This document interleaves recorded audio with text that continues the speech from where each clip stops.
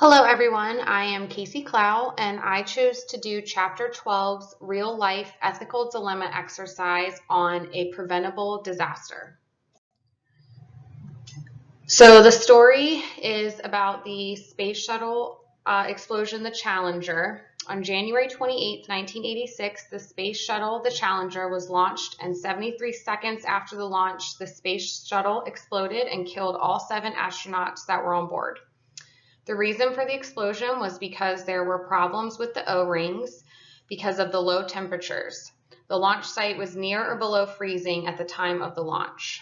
Both NASA and MTI is who manufactured the O-rings, knew there were problems and there was a concern that they would fail due to the freezing temperature.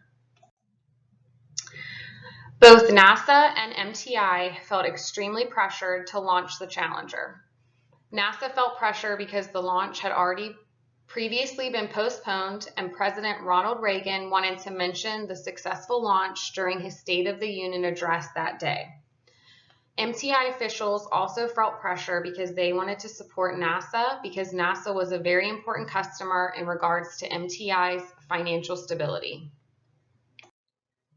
NASA and MTI engineers met the night before the launch to discuss the low temperature. MTI wanted to vote for no launch, but NASA wanted to launch. But they said they would not override MTI's decision. The MTI division head pressured the MTI engineers to put on their management hat and take off their engineering hat because they were worried about losing NASA as a supplier. Therefore, the next morning, the decision was made to launch. Question 1.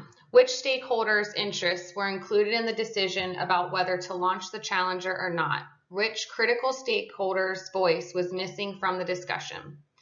MTI and NASA's interests were included in the decision to launch the Challenger. They both felt the pressure to ensure the launch was successful and that it happened that day. It is not clear that the astronauts that were on the Challenger had a voice in the discussion of whether to launch or not, and I think that they should have had one. Question 2. How could the engineers separate their decision from the very real possibility that the decision would kill 7 people? The engineers should have looked to the American Society of Civil Engineers Code of Ethics that was developed in 1914 to make their decision, one of which states, engineers shall hold paramount the safety, health, and welfare of the public and shall strive to comply with the principles of sustainable development in the performance of their professional duties. I don't think that the safety and health of the astronauts was put at top priority when making this decision to launch the Challenger. If there was any possibility that they would have been put in danger, the launch should not have happened. Question 3. If you were at the meeting the night before the launch, what would you do? How would you try to convince others in the room to accept or agree with your decision? If I was involved in the meeting the night before the launch, I would have fought as hard as I could for the safety of the 7 people that were going to be in the Challenger.